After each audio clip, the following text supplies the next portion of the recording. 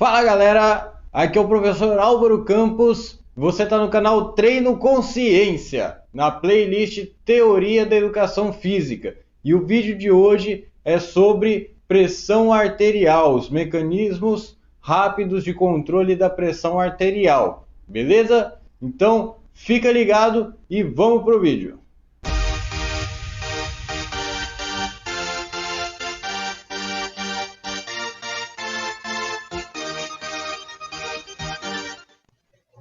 Então, pessoal, nesse vídeo nós vamos falar sobre o mecanismo rápido de controle da pressão arterial, né? Mas o que é pressão arterial, certo? O que é que influencia na pressão arterial? A pressão arterial, você sabe que é a pressão que o sangue exerce contra a parede do vaso. E o que influencia na pressão arterial? Então, a pressão arterial média é o débito cardíaco multiplicado pela resistência periférica total, resistência vascular periférica total, certo? Então é o quanto de sangue que o meu coração consegue bombear e o quanto de resistência que o sangue bombeado encontra para seguir o seu trajeto, certo? Então, por exemplo, se você, vamos dizer que você está pedalando aí 5 quilômetros, tá? Numa pista plana, sem vento, clima perfeito. Vamos dizer que você consegue fazer esses 5 quilômetros a uma velocidade X. Se eu colocar um vento forte contra você, com certeza o seu ritmo que você vai conseguir, a velocidade média que você vai conseguir fazer esses 5 quilômetros vai diminuir. Por quê? Porque você tem mais resistência contra você. Agora você tem a resistência do vento também contra você. Não é apenas a pista plana sem vento, agora é a pista plana só que com um vento forte contra você. Então você vai ter que colocar mais força, certo? Então, se o sangue encontra mais resistência periférica total, ele vai precisar fazer mais força para passar dessa resistência, vai gerar maior pressão, certo? Lembrando que a pressão sistólica é quando o coração, o ventrículo esquerdo bombeia o sangue, né, que vai sair na artéria aorta. Então o ventrículo esquerdo contrai ejetando sangue, certo? E essa é a pressão sistólica, é a força de ejeção desse sangue, e a pressão diastólica quando o ventrículo esquerdo está se dilatando novamente, enchendo de sangue, e nós temos um volume residual ainda, que o sangue não escoou, certo? Então o sangue saiu, só que como ele encontra uma resistência, ele não sai e já passa por aqui, né? Ele sai e vai terminando de escoar, certo? Igual quando eu tenho uma jarra cheia de água e eu viro ela, a água não desaparece de dentro da jarra, ela começa a cair e demora aí um certo tempo para cair. Então o sangue é bombeado, ele demora um certo tempo. E a pressão diastólica vai ser essa pressão residual do sangue que vai ficando aqui, certo? Então eu tenho 120 milímetros de mercúrio da pressão que o sangue foi ejetado e 80 milímetros de mercúrio do sangue, da pressão residual que esse sangue ainda está fazendo contra a parede do vaso. Essa é a pressão de 120 por 80, né? 120 é a sistólica, o sangue que foi ejetado, por 80 da diastólica, a pressão residual do sangue que ainda está no meu vaso, certo? O débito cardíaco, né? Nós vamos falar aqui, o débito cardíaco é a frequência cardíaca, né, em batimentos por minuto, multiplicado pelo volume ejetado, né? Então isso vai influenciar na pressão arterial média, tá certo? E o mecanismo fisiológico de controle rápido da pressão arterial, nós vamos falar, são os baroreceptores, correto? Que estão aqui no corpo do arco aórtico, certo? Esse aqui é o arco da artéria aorta, logo onde o sangue é ejetado do ventrículo esquerdo, do corpo, no arco aórtico, e os baroreceptores também são encontrados em maior número nas carótidas, tá?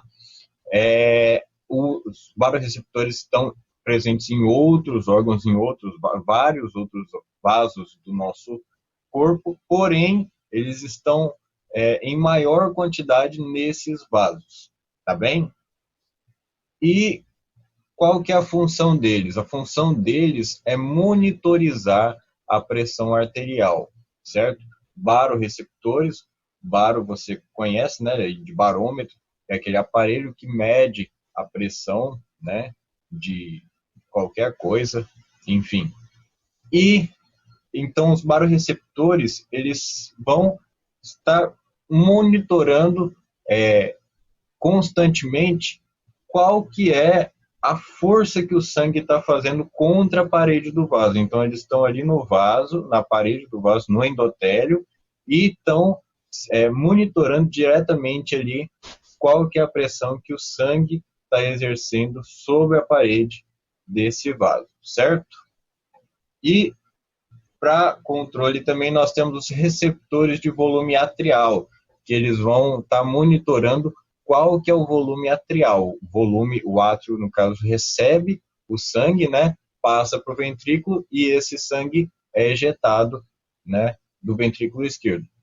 Então, os receptores de volume atrial eles vão estar monitorando quanto de volume de sangue está entrando no átrio, certo? Se esse volume diminuir, também tem que aumentar a pressão, né? E os baroreceptores vão estar aqui, se a pressão estiver muito alta, eles vão, no caso, se a pressão estiver muito alta, quem vai entrar em ação vai ser o sistema nervoso parasimpático, certo? E ele vai, a acetilcolina, que é o nosso neurotransmissor, vai se ligar nos receptores muscaríneos, lá no coração, e vai reduzir o débito cardíaco. Reduzir o débito cardíaco vai reduzir aqui a pressão arterial média consequentemente, tá?